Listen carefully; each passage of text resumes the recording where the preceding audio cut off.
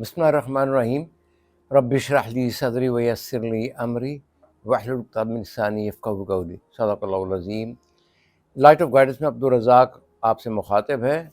आज का मौजू है जी, जो बिज़नेसेस हमारे तबाह हो जाते हैं, बड़ी पीक पे जाते हैं, देन दे जस्ट फ्लॉप हो जाते हैं। इसको फैमिली बिज़नेस का नाम मैं दे रहा हूँ। तो फैमिली बिज़नेसेस इंग्लैंड में एक डायरी निकलती थी, लेट्स इसका नाम है, LETTS। लेट्स डायरी जो थी वो पहले 1647 में बनाई गई थी और अभी तक वो चल रही है। और पहली डायरी मेरे ख्याल में वहाँ जो किंग था उसको पेश की गई थी। तो ये मैं इसलिए अर्ज़ कर रहा हूँ कि उनकी किस कदर मतलब एक कॉन्टीन्यूटी होती है बिज़नेस को चलाने में। लेकिन हमारे यहाँ पे चंद एक नागुज़ीर हालात की बिना पर बड़े बड़े बिज़नेस तबाह हो गए। उनमें इख्तिलाफ़ात आ गए हैं, कुछ उनकी जो मतलब बच्चे हैं वो प्रॉपर ट्रेन नहीं हुए या कुछ ऐसी बातें हो गई, वो मैं अभी आपके सामने पेश करता हूँ।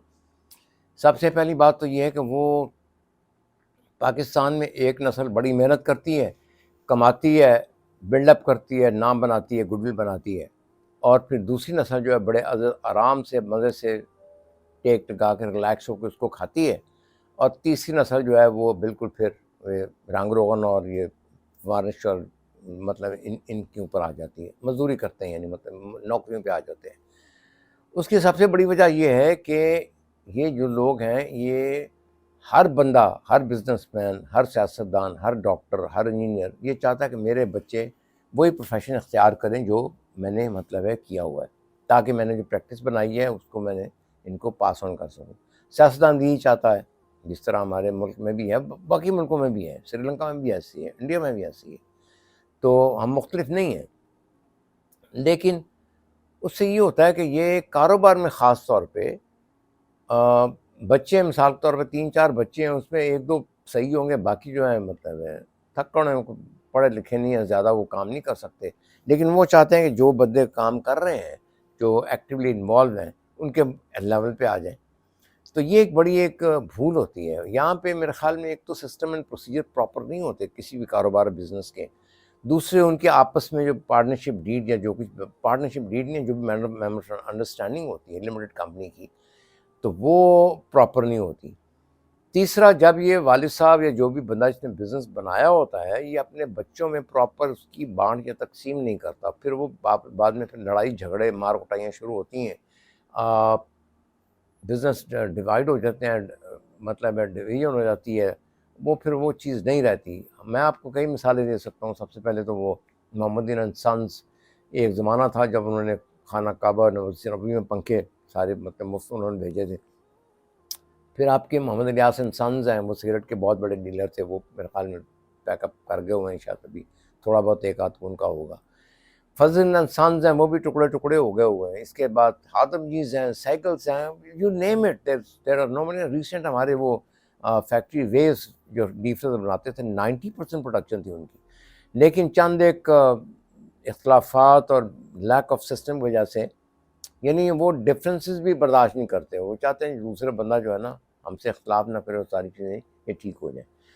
तो मेरी ख़वातीन और हज़रात गुजारिश होगी कि अगर बिज़नेस को आप तसलसल देना चाहते हैं, कंटिन्यूटी चाहते हैं, तो बच्चों को ज़रूर उसके उसके कैश के ऊपर ना बिठा दें कि चलो जी तुम जो मर्ज़ी फ़ैसले करो। तुम्हारी क्वालिफ़िकेशन तो BA भी नहीं है, लेकिन तुम अरबों रुपए के कारोबार में जाकर डिसीजन मेकिंग करो और सारी चीज़ें करो।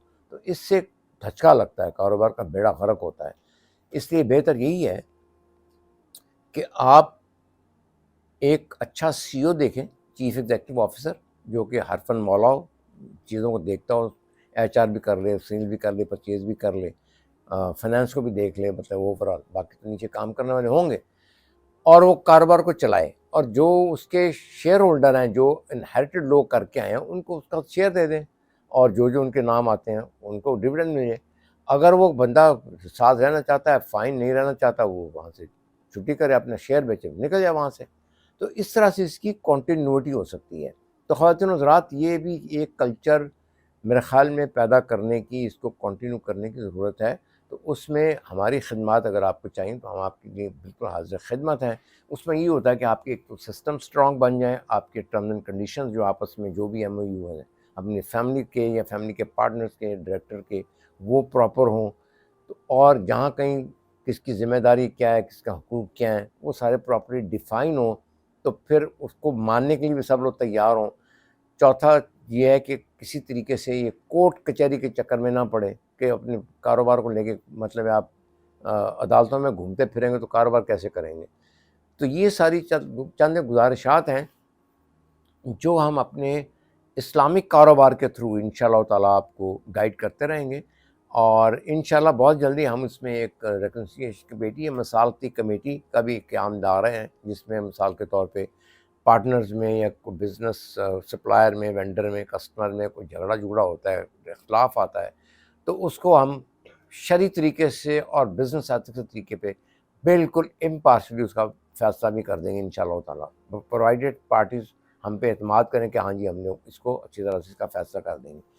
تو یہ طریقہ کار ہے جی کاروبار کو بچانے کا، کاروبار کو بڑھانے کا، کاروبار کو مضبوط کرنے کا، اور کاروبار کو بعد میں ری سیل کرنے کا، انٹرنیشنل لے کے جانے کا، اس کی بیس کو بڑھانے کا یہ طریقہ کار ہے۔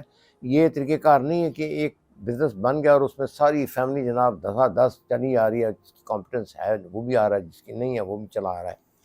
تو اس دعا کے ساتھ میں آپ سے رخصت چاہتا ہوں کہ خواتین و حضرات، کہ اللہ تعالیٰ ہمارے گناہوں کو معاف کرے، توبہ قبول کرے، اور ہمیں اللہ تعالیٰ کے احکامات، نبی علیہ السلام کی تعلیمات میں مکمل طور پہ عمل کرنے کی توفیق عطا فرمائے، اور ہم شرعی طریقے سے جو بھی کاروبار ہیں اور بزنس ایتھکس ہیں انٹرنیشنل، اس کے مطابق کام چلائیں اور بزنس کو ترقی دیں۔ وما علینا البلاغ۔ بہت بہت شکریہ۔